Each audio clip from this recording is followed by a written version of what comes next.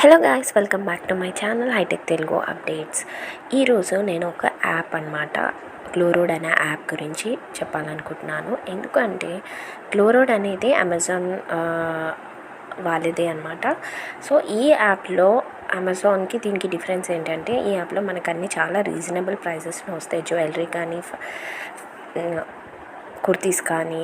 So మనకి ప్రతిదీ షాపింగ్కి సంబంధించినవన్నీ కూడా రీజనబుల్ ప్రైసెస్లోనే మనకు ఉంటాయన్నమాట.